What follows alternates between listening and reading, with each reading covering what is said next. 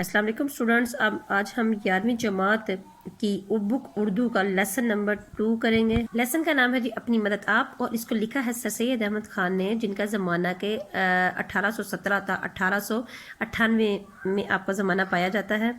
مقالات سر سید احمد خان سے جو بک ہے سر سید احمد خان کی، اس سے یہ سٹوری اپنی مدد آپ ماخوذ ہے۔ بک کا خلاصہ کرنے سے پہلے ہم نے اس کی امپورٹنس کو دیکھنا ہے کہ کتنا امپورٹنٹ ہے۔ نمبر 1 اس اور پتہ لگتا ہے جی بورڈ آفس میں، بورڈ میں یہ جتنی دفعہ ریپیٹ کیا گیا ہے۔ بہاولپور بورڈ میں یہ سن 2007، 8، 17، 18 میں آیا تھا۔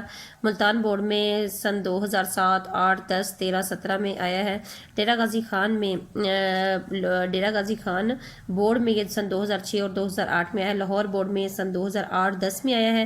فیصل آباد بورڈ میں سن 2010 اور 12 میں، گجرانوالہ بورڈ میں 7 اور سرگودا میں 12 اور فنی بورڈ میں 2017 میں یہ آیا ہے۔ آل اوور اگر کی رپورٹ دیکھی جائے تو یہ چیپٹر امپورٹنٹ ہے۔ چلو جس کی خلاصے کی طرف آتے ہیں۔ خدا ان کی مدد کرتا ہے جو اپنی مدد آپ کرتے ہیں، یہ بہت ہی مشہور کوٹیشن ہے اور ہر بچے کو یہ یاد ہوتی ہے۔ اس چھوٹے سے جملے اس کو ٹرانسلیٹ کر رہے ہیں کہ جملے میں اقوام اور افراد کے تجربات کا نچوڑ ہے، یعنی کہ یہ چھوٹا سا جملہ رائٹر کہہ رہا ہے، سید احمد خان کہہ رہے ہیں کہ یہ چھوٹا جملہ ایسے نہیں لکھا گیا، بلکہ اس میں اقوام یعنی قوموں کی جمع، بہت ساری قومیں اور بہت سارے افراد کا تجربے کا یہ نچوڑ ہے۔ اس آزمودہ مقولے کو، آزمودہ مقولہ ہوتا ہے جی آزمایا ہوا ہو مقولہ قول پر جو انسان یا قوم عمل پیرا نہ ہو، یعنی جو قوم محنت کرنا نہ جانتی ہو، وہ عزت سے محروم اور ذلیل ہو جاتے ہیں۔ آف کورس کسی قوم پر نافذ حکومت اس قوم کے اجتماعی چال چلن کے مطابق ہوتی ہے۔ آف کورس اگر کوئی مسلمان کمیونٹی ہے، کوئی مسلمان ملک ہے، تو اس کے اندر جو بھی کلچر اور جو بھی فیسٹیول ہوں گے وہ مسلمانوں کی تہذیب کے مطابق ہوں گے، اور جو اگر کوئی کرسچن ہے تو وہ کرسچن کے مطابق ہوں گے۔ اعلیٰ عمدہ رعایا پر اعلیٰ حکومت، جبکہ جہالت اور اکڑ یعنی بدتمیز جو ہوتی ہے مزاج اقوام پر اکڑ افراد کی حکومت ہوتی ہے۔ آف کورس آپ کے سامنے اگر ہم کرنٹ افیئر کی بات کریں تو بھارت کا آپ حال دیکھ لیں، اس کے جو پرائم منسٹر ہیں وہ کافی زیادہ وہ کس قسم کے تشدد پسند انسان ہے، اسے یہ پوری دنیا دیکھ رہی ہے۔ مسلمانوں پہ کیا ظلم ستم ڈھائے جاتے ہیں وہاں پر۔ اور اگر آپ دیکھیں کہ سعودی حکومت کو دیکھ لیں تو وہ نہ کسی کے پرسنل افیئر جتنے بھی کرنٹ افیئرز اس میں انٹرفیئر نہیں کرتے، دین وہ اس کی جو قوم ہے ان کا زیادہ بھی کرنٹ افیئر کوئی سامنے نہیں آتا۔ تو تمام تجربات سے ثابت ہوا کہ کسی ملک کی خوبی و عمدگی اور قدر و منزلت بنسبت وہاں کی حکومت کے عمدہ ہونے کے زیادہ تر اس ملک کی رعایا کے چال چلن، اخلاق و عادات، تہذیب و شائستگی پر منحصر ہے۔ پھر رائٹر یہاں یہ بھی کہہ رہا ہے کہ حکومت چلے اگر اچھی ہے تو ایک طرف، لیکن وہاں کے جو لوگ ہیں ان کا چال چلن، ان کی اخلاق، ان کی عادات، تہذیب و شائستگی، سب اس ملک کی عمدگی اور قدر و منزلت کو بڑھانے میں ان کا مین کریکٹر ہے۔ حکومت کو بھی پوائنٹس ملتے ہیں، بٹ 80% پوائنٹس لوگوں کے ہیں، کیونکہ قوم شخصی حالتوں کا مجموعہ ہے۔ آف کورس ڈفرینٹ قسم کے لوگ جب اکٹھے ہو کے رہیں گے تو وہ قوم بنائیں گے، اور ایک قوم کی تہذیب در حقیقت ان مرد و عورت بچوں کی شخصی ترقی ہے۔ ایک قوم کی تہذیب، آف کورس اگر ہم اپنی ٹریڈیشن کو، ہم اپنی سویلائزیشن کو بھول جاتے ہیں تو ہمارے بچے دوسری تہذیبوں کا زمانہ شروع کر دیں گے، کیونکہ بائی نیچر ہی انسان میں یہ فطری چیز ہوتی ہے کہ وہ اڈاپٹ کرتا ہے قریب کی چیزوں کو۔ تو اگر ہم انہیں اچھی سویلائزیشن نہیں دے پائیں گے، اچھی تہذیب نہیں دے پائیں گے، اچھا معیار نہیں دے پائیں گے، تو وہ آف کورس دوسری قوموں کی تہذیب اور معیار کو اپنا معیار بنائیں گے، جس سے وہ قوم بنی ہے۔ قومی ترقی مجموعہ ہے شخصی محنت، شخصی عزت، شخصی ایمانداری اور شخصی ہمدردی کا۔ قومی ترقی یعنی کہ ترقی کر سکتا ہے، یہ ایسے نہیں ہے کہ قومی ترقی کا مطلب ہے جی کہ قومی ترقی کا کہ اس قوم کے، اس ملک کے اندر رہنے والا ہر شخص، ہر بچہ، ہر شخص اگر وہ محنت، عزت، ایمانداری اور ہمدردی اس کے اندر اس کی خوبیوں میں شامل ہے تو وہ قوم ترقی کرے گی۔ جبکہ قومی تنزلی یعنی کہ گراؤ کا یا گرنے کا مجموعہ ہے شخصی سستی، شخصی بے عزتی، شخصی بے ایمانی اور شخصی خود غرضی اور برائیوں کا. آف کورس کہ اگر اس ملک کے رہائشی لوگ اگر بے عزت ہوں گے، بے ایمان ہوں گے، خود غرض ہوں گے، برائیوں میں لتے ہوئے ہوں گے، سستی ہوگی، تو وہ قوم یعنی نیچے سے نیچے جاتی جائے گی، نہ کہ اوپر سے اوپر. اس لیے یہ لازم ہے کہ ہمارا شخصی چال چلن اعلیٰ ہو.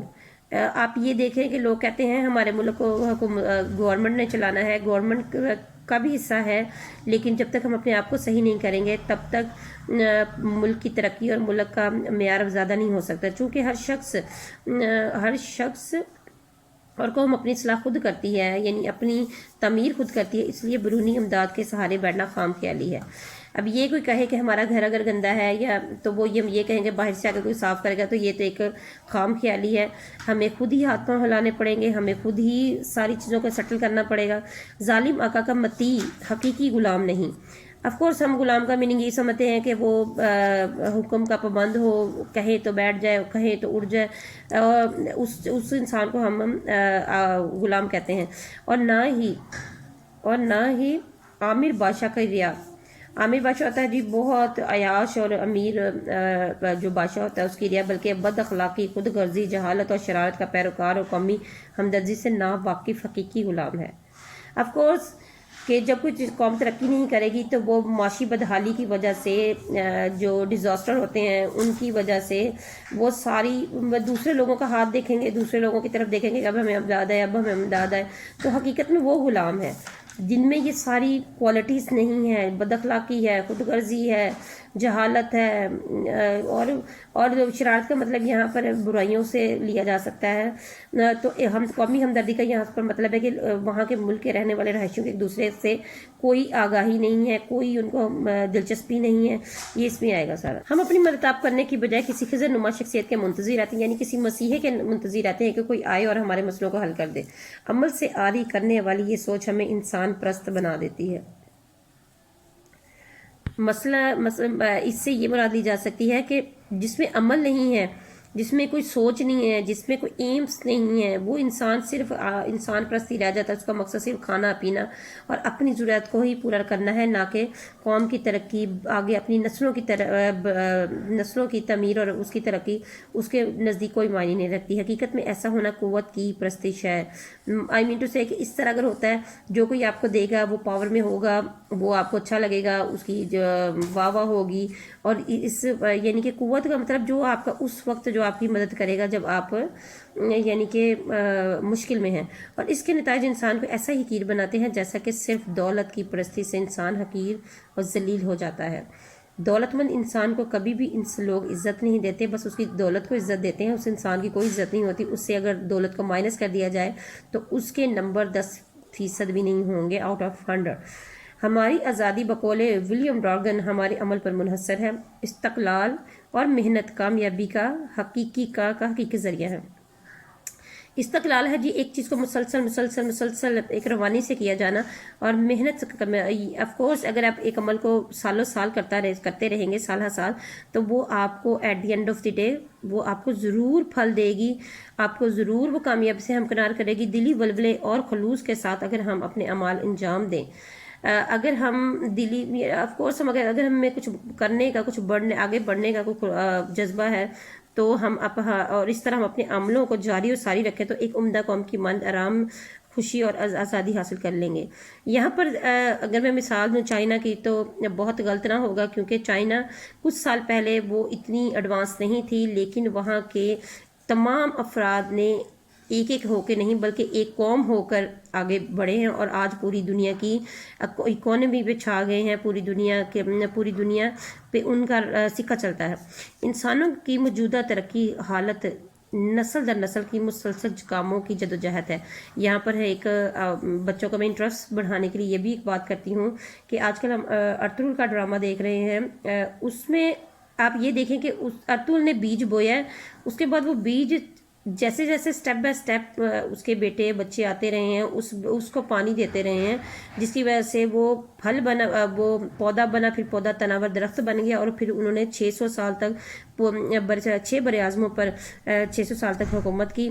اور اس کے بعد آپ یہ اس چیز کا یعنی کہ ایک فرد واحد کی کوشش سے شروع ہونے والی داستان 6 بر اعظموں تک پھیلی ہے. یہ اس کام اس لائن کو یہ آپ اچھے طریقے سے اس کو آپ مد نظر رکھ کے دیکھ سکتے ہیں. مگر حیف ہماری قوم نے اپنی نااہلی اور نکمے پن کی وجہ سے اپنے بزرگوں کی محنت سے حاصل کی ہوئی جائیداد کو گوا دیا. آف کورس ہمارا پاکستان، اگر اس لائن کی میں اگزامپل دوں آپ کو، تو پاکستان آپ کے سامنے ہے. بجائے اس کو ترقی کے منازل طے کرے ہماری قوم نے، ہم صرف اپنے تک محدود ہو کے رہ گئے ہیں. ہمیں نہیں پتا کہ ہم نے اپنی قوم میں پازیٹیو سائنس کہاں دینے ہیں، اس کو ہائی لائٹ کہاں کرنا ہے. اور اس کی وجہ سے ہماری قوم جو کتنی مشکلوں سے پاکستان کو تعمیر کیا گیا، یہ سب کسی سے ڈھکا چھپا نہیں ہے. تو اس آئیڈینٹی کو ہم نے کہیں نہ کہیں گوا دیا ہے. بہت سارے ملکوں میں ہمارے گرین کارڈ کی کوئی حیثیت نہیں ہے. یہ سب سے بڑی سوچنے کا ایک بہت بڑا پوائنٹ ہے.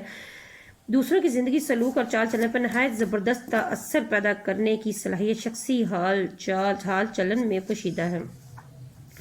آف کورس اگر آپ مہذب نظر آئیں گے، اگر آپ تمیزدار نظر آئیں گے، تو آپ دور سے ہی نوٹس کیے جائیں گے.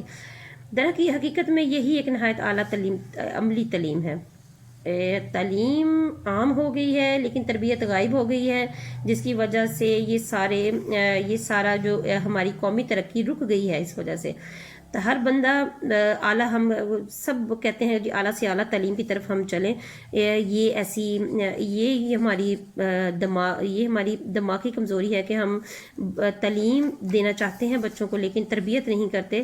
عملی تعلیم یہی ہے کہ ہم ہمارے کریکٹر کے ہر پہلو سے وہ تعلیم جھلکے، ہمارے اخلاق سے، ہمارے اقدار سے، ہمارے بول چال سے، ہمارے چال چلن سے، وہ سب جھلکے. وہ تعلیم، یہ تعلیم انسان کو انسانیت سکھاتی ہے. آف کورس تعلیم انسان کو انسانیت سکھاتی ہے. یہ ابھی کرنٹ افیئر میں ایک بات چلی ہے، یہ بچی جو جنت کے ساتھ ایک واقعہ پیش آیا ہے، اس کا باپ بھی تعلیم یافتہ ہی ہے لیکن انسانیت نہیں ہے اس کے اندر. آف کورس میں نے ریپیٹ کروں گی میں اپنی بات کو کہ ہمارے بچے تعلیم یافتہ تو ہیں پر تربیت یافتہ نہیں ہیں. اسی تعلیم سے عمل انسانی، چال چلن، شخصی خوبی اور قومی عزت حاصل ہوتی ہے. آف کورس تعلیم انسان کو چال چلن، شخصی خوبی، انسان کی شخصیت کی پہچان کرواتی ہے، قوم میں اس کو عزت دیتی ہے. یہی علم وہ علم ہے جو انسان کو فرد شناس. اگر اس علم کی روح کو ہم سمجھ جائیں، اگر اس علم کے صحیح ڈائریکشن پہ ہم چلیں، تو ہم فرد شناس ہو کے حقوق کی ادائیگی کر کے معاملات زندگی انجام دینے اور اپنی عاقبت سنوارنے کے قابل بن سکتے ہیں. یہ ہمیں بناتا ہے یہ علم کی بنسبت علم اور سوائے عمری کی یہ نسبت عمدہ چال چلن آدمی کو زیادہ معزز بناتا ہے. ٹھیک ہے، علم کی اگر نسبت سے ہم کریں گے، وہ ہماری عمدہ چال چلن ہمیں زیادہ معزز سے معزز ترین بنا دے گا.